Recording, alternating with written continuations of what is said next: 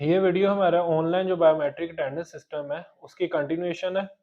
अभी पहले हमने सिर्फ सेंसर के साथ काम किया, कुछ कमांड्स को देखा था कि वो कमांड्स किस तरह से इस सिस्टम में काम करती हैं।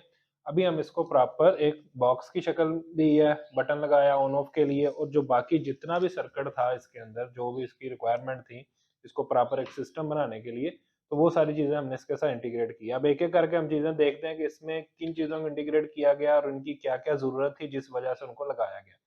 एक डिवाइस आपको ये साथ में नज़र आ रही होगी, ये सिंपली इंटरनेट कनेक्टिविटी के लिए। तो क्लाइंट की रिक्वायरमेंट ये थी कि आप इसके अंदर इसको फुल सिस्टम बनाओ, कोई अलग से हमें वाईफ़ाई इसके साथ कनेक्ट ना करना पड़े। तो हमने उसे ये सजेस्ट किया कि आप एक डिवाइस लें और ये हम इसके साथ ही इसके अंदर रख देंगे, तो किसी थर्ड पार्टी या कोई भी वाईफ़ाई वगैरह की हमें ज़रूरत नहीं पड़ेगी। ये सिस्टम खुद ही अपना काम करेगा। यहाँ पर ये हमारा कंट्रोलर है, ESP32, वही कंट्रोलर जो हम पिछली वीडियोज़ में भी देख चुके हैं।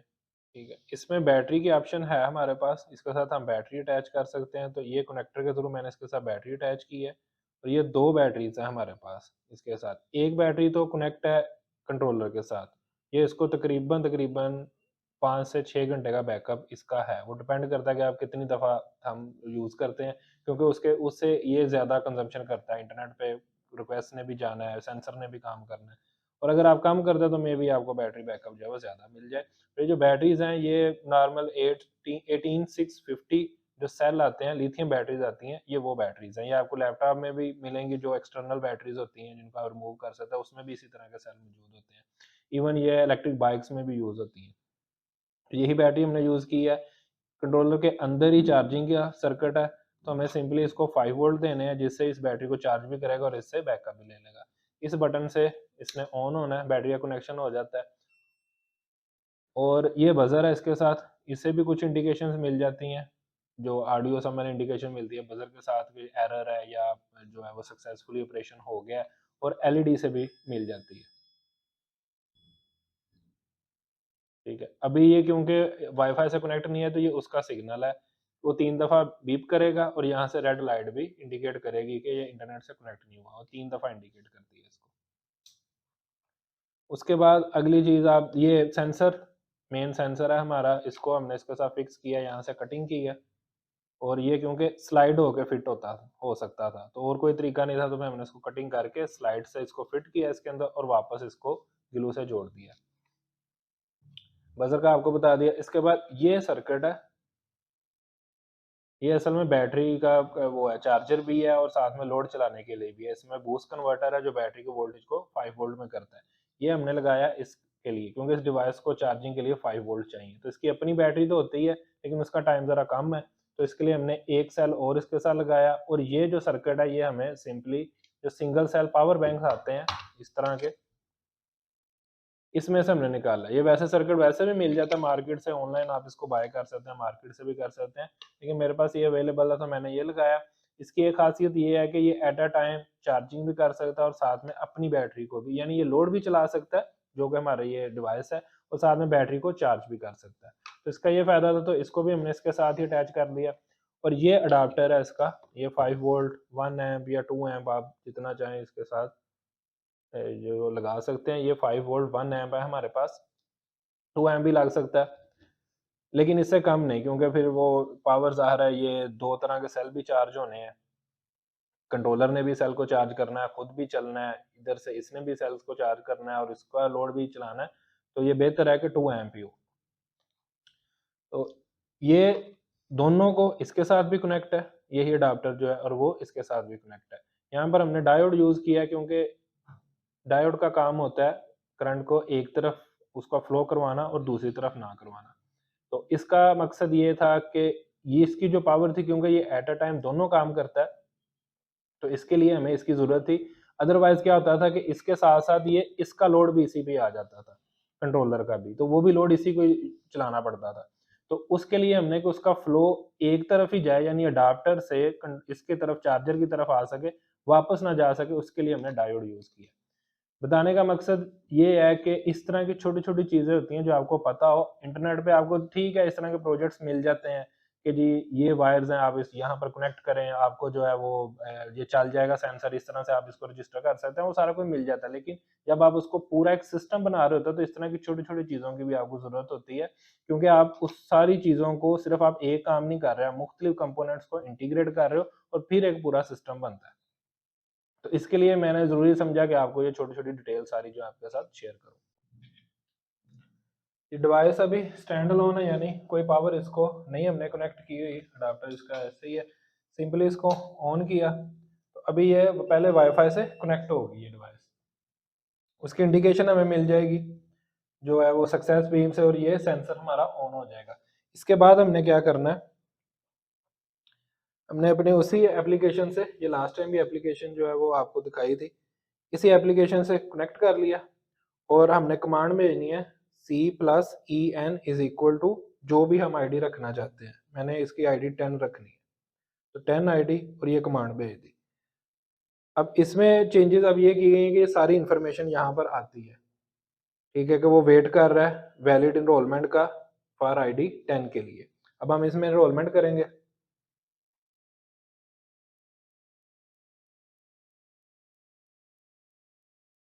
अब यहाँ पर आ गया कि जो है वो आप रिमूव करें फिंगर और दोबारा से प्लेस करें, ये 2 दफ़ा इसकी इनरोलमेंट करता है एक ही फिंगर के लिए ताकि उसको मैच मिले। अभी एरर आया कि फिंगरप्रिंट डिड नॉट मैच, यानी ठीक से फिंगरप्रिंट जो है वो या थंब जो है उस पर नहीं ठीक से रखा गया। तो हम इसको दोबारा करेंगे, दोबारा से कमांड उसको भेजी, कर रिमूव करें, दोबारा लगाएं, प्रिंट मैच हो गया, ठीक है, आईडी 10 के लिए, और इसको स्टोर कर लिया गया। ठीक है जी, ये अब यानी आईडी 10 के लिए इसको स्टोर कर लिया। अब यही आईडी हम सिस्टम में भी ऐड कर देंगे और अब आप इस पे अटेंडेंस लगा सकते हैं, अपनी अटेंडेंस मार्क करें।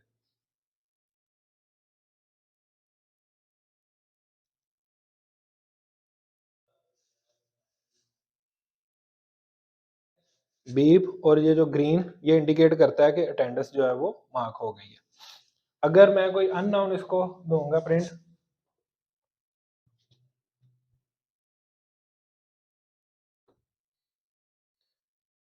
तो ये रेड में आएगा और इसकी बीप भी थोड़ी डिफरेंट वे में होगी, यानी एरर वाली जो बीप होती है ना, बड़ी जो बेस वाली बहुत गहरी सी, उस तरह की इसकी बीप आएगी। और अगर सक्सेस है तो बड़ी शार्प बीप आएगी। तो वो इंडिकेशन हमने दिए हैं क्योंकि इसमें मैंने स्क्रीन वगैरह नहीं लगाई, वो बैटरी भी ज्यादा कंज्यूम करते हैं और उसकी कोई हमें जरूरत भी नहीं थी। तो हमने एलईडी से और बीप से ही सारी इंडिकेशन दी हैं कि पता चल जाए ऑडियो के लिहाज से भी और विजुअली भी हमें पता चल जाए कि सक्सेसफुली हो गया या फेलियर हुआ। तो ये हमारा प्रोजेक्ट था कंप्लीट। अभी में भी हम इसमें और ज्यादा इंप्रूवमेंट भी अभी करेंगे क्योंकि अभी इसने फील्ड में जाना है, वहां जाके एग्जैक्टली पता चलेगा जब 10 20 50 लोग इसके ऊपर अटेंडेंस मार्क करेंगे कि किस तरह का इसने परफॉर्म किया। कोई भी इसका फॉलो अप होगा तो इंशाल्लाह हम आपके साथ जरूर शेयर करेंगे। ये हमारा ऑनलाइन सिस्टम है जहां पर हम सारी टेंडर्स पे रोल स्केड्यूल हर चीज़ सेट कर सकते हैं और जो भी टेंडर्स डिवाइस से मार्क की जाएंगी वो यहाँ पर हमें शो होंगी। अगर मैं इसको रिफ्रेश करता हूँ क्योंकि ये अभी रियल टाइम पे नहीं है तो सिंपली हमें रिफ्रेश करना पड़ेगा, तो अटेंडेंस यहाँ पर हमारे पास शो होगी या प्रेजेंट की, और यहाँ से ही हम बाकी सारी भी आज के दिन की सारी देख सकते हैं, यहाँ पर टाइम देख सकते हैं, चेक इन चेकआउट। इसके बाद अगर बात करें स्केड्यूल्स की तो हम मल्टीपल स्केड्यूल्स बना के असाइन कर सकते हैं अपने एम्प्लॉयज़ को, क्योंकि एक ऑर्गेनाइजेशन के अंदर सब एम्प्लॉयज़ का सेम स्केड्यूल नहीं होता, कुछ की अपनी अपनी टाइमिंग होती है, कुछ के लिए ये होता है कि उन्होंने सिर्फ चेक इन करना होता है, चेकआउट नहीं करना होता। तो उस सब को मद्देनजर रखते हुए हमने इस सिस्टम को डिजाइन किया है। यहाँ पर हम सिंपली इसको नेम देते हैं, कोई भी आप अपना नेम देना चाहते हैं, टेस्ट स्केड्यूल है आपका, और इसके बाद इसमें जो है मजीद जो है वो डेज के हवाले से टाइम रखा जाता है, क्योंकि डेज का भी फर्क हो सकता है कि किस दिन में टाइमिंग डिफरेंट भी हो सकती है। तो यहाँ पर हम कंप्लीट वीक पे भी वो अप्लाई कर सकते हैं या एक पर्टिकुलर डे का भी कर सकते हैं। अगर हमने पर्टिकुलर डे सेलेक्ट किया तो उसमें बता सकते हैं कि वो ऑफ डे है या नहीं। उसके बाद इन का टाइम, आउट का रिलैक्सेशन टाइम क्या देना है आप, यानी कह सकते हैं कि 15 से 20 मिनट आप देना चाहते हैं कि अगर वो लेट भी आ रहा है या जल्दी जा रहा है तो उसमें कोई हर्ज नहीं है। वर्किंग आवर्स उसका टोटल कितने होने चाहिए ये पे रोल में हमें काम देगा। उसके बाद लंच, कि इसके लिए लंच टाइम यस करना है या नहीं करना, अगर यस करना है तो वो कितने मिनट का उसका लंच टाइम होगा और वो लंच टाइम स्टार्ट कितने बजे होगा। कुछ इस तरह से होता है, यानी अगर वो हाफ डे काम कर रहा है तो उसमें लंच ब्रेक नहीं होती फिर हाफ डे। ये सिस्टम और ये सेटिंग्स जो है वो उसके लिए सेट की गई हैं। इसके बाद यही जो है एम्प्लॉयज को असाइन किए जाते हैं यहां से, और यहाँ से इस ऑप्शन में जाके हम जो जो भी हमने स्केड्यूल बनाया है वो उसको असाइन कर सकते हैं, उसकी सैलरी सेट कर सकते हैं। और यहाँ पर हम बता सकते हैं कि मल्टी चेक इन चेकआउट करेगा, ओनली चेक इन करेगा या सिंगल चेक इन चेकआउट करेगा, क्योंकि यही मेनली टाइप्स होती हैं कि किसी भी पर्सन के लिए जो रखी जाती हैं, एम्प्लॉय के लिए जो रखी जाती हैं, कि या तो वो सिर्फ चेक इन करता है कि उसके आने का हमने सिर्फ हिसाब रखना है, या वो मल्टीपल टाइम इन और आउट कर सकता है। ये चीज होती है जब लेक्चर बेस, मोस्टली मैंने ये देखा है कि जब लेक्चर बेस आपने सिस्टम बनाना हो ना और उसको जो है वो मॉनिटर करना हो, तो उसके लिए फिर मल्टी चेक इन चेकआउट जो है वो यूज होते हैं। और सिंगल चेक इन चेकआउट है कि एक इन हुआ और एक आउट हुआ। इससे ये होगा कि सिस्टम जो है वो अगर आपने सिंगल रखा है तो एक ही दिन में वो मल्टी चेक इन नहीं करेगा। अब हम आ जाते हैं इस चीज पे कि हमने ये सारा सिस्टम खुद से डेवलप क्यों किया, हमने ये क्यों अपनी एक डिवाइस बनाई है अलग से और पूरा सिस्टम बना रहे हैं। मैंने जो बने बनाए मार्केट में अवेलेबल है उन सिस्टम्स को भी देखा है, उसमें अब प्रॉब्लम क्या है। एक तो मैंने देखा कि उसमें फिक्स करना पड़ता है, हालांकि अच्छे खासे एक्सपेंसिव वो हैं, 25-30,000 से ऊपर के वो सिस्टम है, और उसमें फिक्स करना पड़ता है कि आप चेक इन कर रहे हैं या चेकआउट कर रहे हैं। एक ही बंदा 10 दफा भी चेक इन आगे कर सकता है, अगर उसने सिलेक्ट नहीं किया कि वो चेकआउट कर रहा है तो एक तो वो कोई रिकॉर्ड नहीं हम उसमें रख सकते, फिर हम फोर्स नहीं कर सकते कि एक बंदा एक ही दिन में कितनी दफा वो चेक इन चेकआउट कर रहा है। अगर किसी डिवाइस में फिक्स भी है कि एक दफा आप थंब लगाएं तो वो चेक इन होगा और दूसरी दफा लगाएं तो वो चेकआउट होगा, तो उसमें क्या प्रॉब्लम हो जाती है कि अगर बंदे को नहीं पता चला, एम्प्लॉय को नहीं पता चला कि उसका चेक इन हो गया, वो अगले ही मिनट में दूसरी दफा भी लगा देता है, तो उसी वक्त वो चेक इन हुआ और चेकआउट हुआ। अब जब उसी वक्त तो कोई भी मॉनिटर नहीं कर रहा होता, जब मंथली बेस पे महीने के बाद जाके वो देखना होता है तो तब रिकॉर्ड सारे गलत हुए होते हैं कि ये एक ही मिनट में चेक इन और चेकआउट हो गया। फिर आप खुद से लगाएंगे कि अच्छा चलें आज का इसका पूरे टाइम दे दें, तो वो मजा नहीं आता सिस्टम को उस तरह से ऑपरेट करने का। उसके लिए भी हमने सेटिंग्स इस सिस्टम में रखी हुई हैं कि आप यहाँ पर बता सकते हैं कि उसकी एक तो ऑटोमेटिकली एब्सेंट कब मार्क करनी है और फिर चेकआउट में कितना फर्क होना चाहिए। अगर वो गलती से 2-3 दफा भी वहां पर थंब लगा देता है या वो उसको मार्क करने की कोशिश करता है तो वो नहीं करने देगा सिस्टम। हमने 30 मिनट्स का बिल फर्ज इसमें रखा हुआ है, 30 मिनट से पहले पहले वो चेकआउट नहीं कर सकता। अगर कोई ऐसी परेशानी आ भी गई है कि बिल फर्ज एम्प्लॉय आया है और उसको 10 मिनट में वापस जाना पड़ गया, तो वो सिंपली एडमिन से कह के कर सकता है, क्योंकि हर केस तो आप नहीं सॉल्व कर सकते। कुछ एक्सेप्शंस ऐसी होती हैं जो हो सकता है सालों में एक दफा आपको आए, तो उसके लिए हमने मैनुअली ऑप्शन रखी हुई है, वो मैनुअली जाकर उसको चेकआउट कर सकता है। लेकिन सिस्टमेटिकली अगर बायोमेट्रिक से करना है तो वो इस टाइम को देखेगा, 30 मिनट से पहले पहले चेकआउट नहीं हो सकता। सिस्टम किस डेट से स्टार्ट हुआ है इसकी सेटिंग है। एब्सेंट टाइम कब मार्क करना है, यानी जब उसका स्केड्यूल के लिहाज से उसका जो डे स्टार्ट हो रहा है, अगर 9 बजे हो रहा है और यहाँ पर हम कर देते हैं 30 मिनट्स का, तो वो 30 मिनट के बाद उसको एब्सेंट मार्क कर देगा। एडमिन के पास फिर भी ऑप्शन है कि वो उसकी प्रेजेंट को मार्क कर सकता है और इवन डिलीट कर सकते हैं, यानी वो फुल फ्लैज ऑप्शन होती है, क्योंकि सिस्टम के अंदर हमें ये चीजें देनी पड़ती हैं, एडमिन्स को तो खास तौर पर वो देनी पड़ती हैं। उसके बाद पे रोल की तरफ आ जाए तो क्लोज मंथ का है। क्लोज मंथ में हम यहाँ पर एम्प्लॉय सेलेक्ट करेंगे, कोई सा भी जो एम्प्लॉय है हमारा हमने उसको सिलेक्ट किया, यहाँ से मंथ सेलेक्ट किया कि किस मंथ को हम क्लोज कर रहे हैं। इसके बाद हमारे पास आ जाता है अर्निंग का, उसकी अर्निंग ऐड करनी है।